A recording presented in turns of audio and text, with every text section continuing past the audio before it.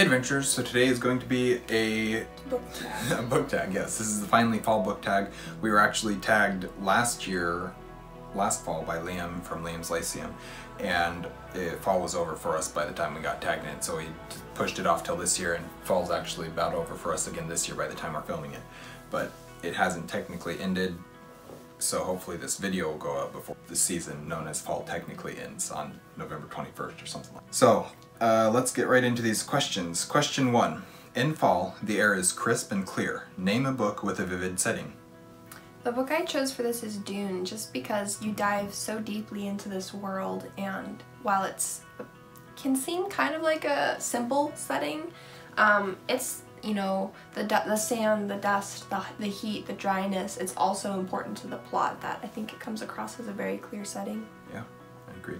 The one that I went with is Dawn of Wonder by Jonathan Renshaw. This one, the reason why I chose this is because from my first read through, really the main thing that I remembered from it was how much I vividly imagined the setting and how I could see certain things happening in the world, see moments, see places, and it was all so clear in my mind, so it was a very vivid setting in that way. Nature is beautiful, but also dying. Name a book that is beautifully written, but also deals with a heavy topic like loss or grief. I chose A Monster Calls. It's one of my favorite books. It's the first one that came to mind, and it deals with both of those topics, I think, but in a very different way than you'd expect. I guess more specifically it deals with letting go, which I think is tied deeply into loss and grief. But it is beautifully written. The story is told throughout a series of stories being told by a monster. So. I think I didn't actually have an answer for this before I sat down and we started filming and I read the question again, but I think I'm going to go with Children of Húrin by J.R. Tolkien. This one it's very different from your normal loss or grief, but once you read the story and you start seeing the elements, that's a major factor throughout the whole thing. It's kind of the stepping out point for the rest of the story, I guess, and that's kind of what causes it. So I think I will use that as my answer. Fall is back to school season. Share a nonfiction book that taught you something new.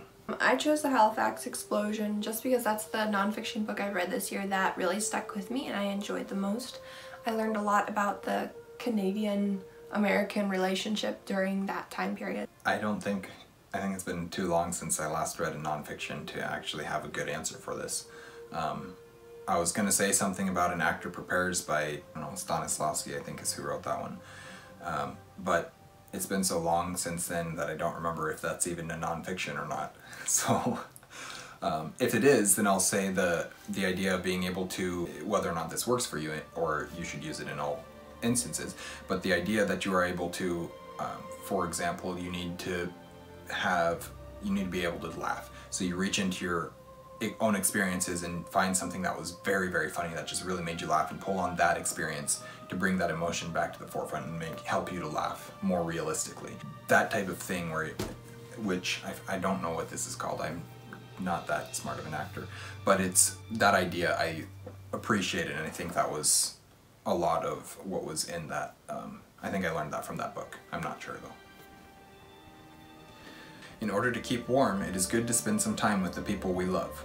Name a fictional family/household/friend group that you'd like to be a part of. I chose the March family from Little Women or Joe's Boys or whatever you'd have. Well, kind of a different family in Joe's Boys, but considering so many are dead.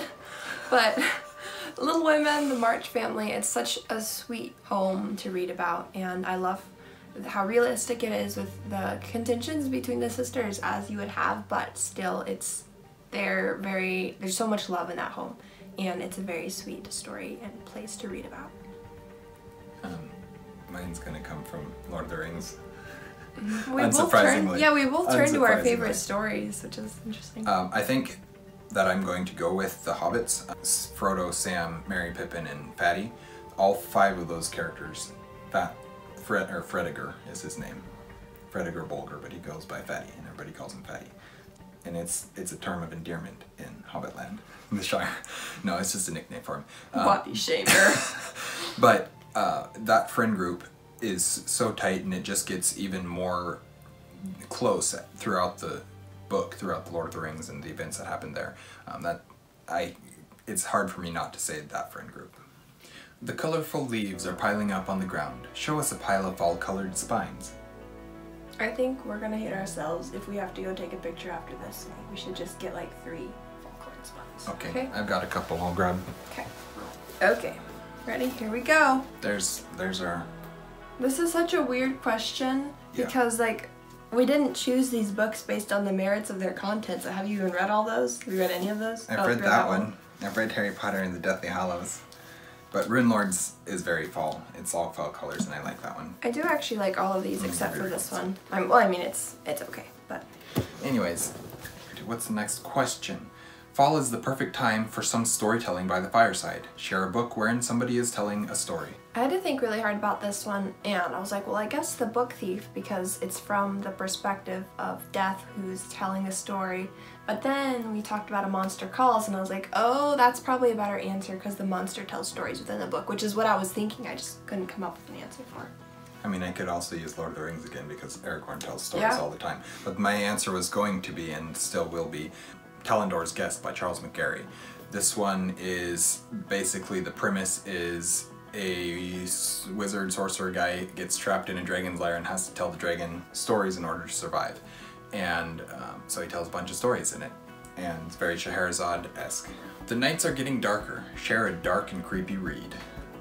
I chose Something Wicked This Way Comes by Ray Bradbury, which I think as far as dark stories go, that one's not terrible, but it does definitely have darker elements. It's very focused around Halloween. Haven't really read any dark or creepy reads. The only one that I can think of is Poe, with Heart one.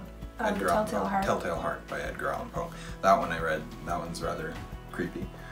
There is that one where I guess it's on that side, the Edgar Allan Poe short story that I wrote that possibly traumatized me, about him falling in love with the 80-year-old woman because he didn't have good eyesight. That's weird. Yep. Alright. It was messed up, man. You read it or wrote it? I read it. Oh, okay. It's like, you wrote that? What's the next one? The days are getting colder. They certainly are. Name a short, heartwarming read that could warm up somebody's cold and rainy day. I chose These Happy Golden Years because, once again, that's one of my favorite stories, and it's short. The Hobbit, I guess. Not exactly short, but 200 pages. 250 pages, something like that. I don't know. Not terribly long. That's really the best answer that I can come up with off the top of my head, too. Fall returns every year. Name an old favorite that you'd like to return to soon.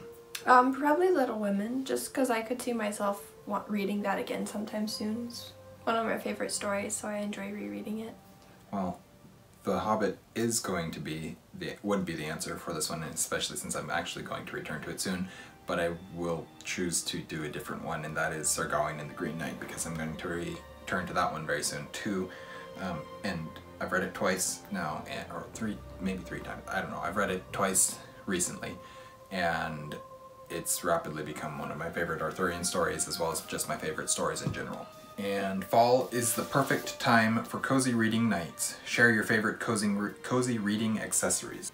Okay, are we ready? Go ahead. I chose my blanket, which blanket I use varies, but this is the one I had on my bed.